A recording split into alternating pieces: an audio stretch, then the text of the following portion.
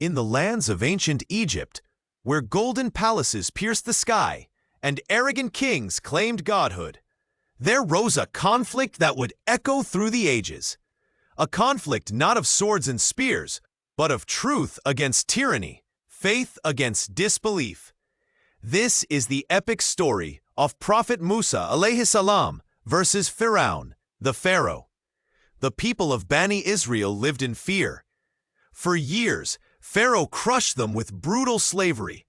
They were forced to carry stones, build palaces, endure whips and humiliation. Pharaoh stood on his balcony, watching their suffering, and believed he ruled everything. One night, he had a terrifying dream. A spark from the direction of Bani Israel reaches his palace, setting it ablaze. The priests interpreted his dream and warned, "A child will be born from among Bani Israel, who will destroy your kingdom." Pharaoh ordered, "Kill every newborn boy." Blood flowed. Mothers cried. The land trembled. In the middle of this chaos, Allah decreed the birth of Musa alayhi salam. His mother's heart was filled with fear. But Allah inspired her. "Feed him, and when you fear for him, cast him into the river, and do not fear nor grieve. We shall return him to you." With trembling hands, she placed her infant in a wooden basket and lowered it into the Nile. The mighty Nile, the same river Pharaoh claimed to own, carried the child right into Pharaoh's own palace. His wife Asiya saw the baby, and her heart softened. "He will be a comfort to me and to you. Do not kill him." And so Musa alayhi salam was raised in the house of the very tyrant who wanted to kill him. Years passed. Musa grew into a noble, brave young man. He lived in the palace, but his heart belonged to Bani Israel. One day, he went into the city and saw two men fighting. One was from Bani Israel, and the other from Pharaoh's people. Musa intervened and struck the Egyptian, unintentionally killing him. Fear seized his heart. "This is from Shaitan, my lord, forgive me." Pharaoh's soldiers began hunting him. Musa asa fled, alone, thirsty, exhausted, all the way to Anjam. In Anjam, she helped two young women draw water. Their father, the righteous prophet Shuaib asm, married one of his daughters to Musa. Years of peace followed, until one night, as Musa asm was traveling back to Egypt, a strange fire appeared on Mount Tur. He approached and then heard the most powerful voice.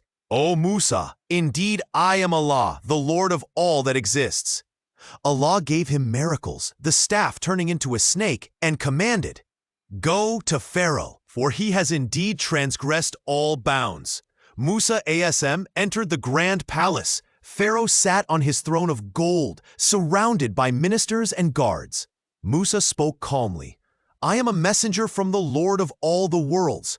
Let the children of Israel go." Pharaoh burst in laughter. "Did we not raise you among us, and you killed a man? Now you come as a messenger?" Musa asm replied fearlessly, "Yes, I did it then, when I was ignorant. My Lord has granted me guidance." Pharaoh arrogantly said, "And what is the Lord of the worlds?" Musa answered, "The Lord of the heavens and the earth and all that is between them. If only you had certainty." The palace trembled with the power of truth. Pharaoh couldn't accept defeat. He gathered the greatest magicians of Egypt. The day of confrontation arrived. Crowds gathered. Pride radiated from Pharaoh's face. The magicians threw their ropes and staffs. It looked like real snakes slithering on the ground. People were terrified. Then Allah commanded Musa, "Throw your staff." He did. The magicians fell in sajda, prostration. "We believe in the Lord of Musa and Harun." Pharaoh screamed in anger, "How dare you believe before I permit you? I will cut off your hands and feet and crucify you all." But they stood firm. "Do whatever you will, for we return to our Lord." Pharaoh remained stubborn, so Allah sent signs after signs. The Nile River turned to blood. The Egyptians couldn't drink. They begged Musa, but the moment the plague stopped, they returned to disbelief. Frogs flooded their homes, jumping over food, beds, into their clothes. They begged Musa, then turned back again. Lice and ticks attacked them, crawling into their skin.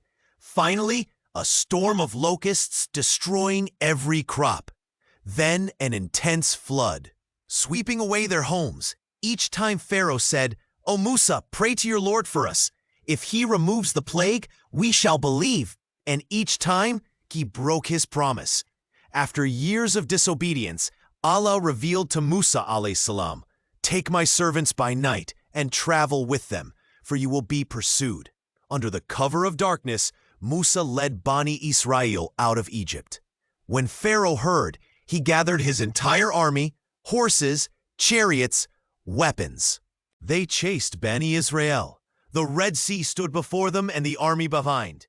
People panicked. "We're trapped. They will catch us." Musa alayhi salam raised his voice. "No, indeed with me is my Lord and he will guide me." Allah commanded, "Strike the sea with your staff." Bani Israel crossed, walking between giant walls of water, hearing the roar of the sea on both sides. Pharaoh and his army entered the path too. But when the last believer stepped out, the sea came crashing down. The arrogant Pharaoh screamed, "I believe that there is no deity except the one in whom the children of Israel believe." But it was too late. Allah replied, "Now, when you disobeyed before and were among the corruptors?" Pharaoh drowned, along with his mighty army, and not a single soldier survived. And thus, the tyrant who proclaimed, "I am your Lord Most High," was destroyed in seconds by the true Lord of the worlds. From a frightened baby floating in a basket, to a fearless prophet standing against the greatest tyrant in history, Musa alayhi salam taught us, never fear the power of the oppressor. Trust Allah, no matter how hopeless things look. Truth always defeats falsehood. So when the waves of life surround you, remember the Red Sea. When everyone turns against you, remember Musa standing alone in the palace of Pharaoh. Raise your hands, call upon Al-Kahar, the subduer of tyrants, and let your heart say, "Hasbunallah wa ni'mal wakil." Allah is sufficient for us, and He is the best disposer of affairs.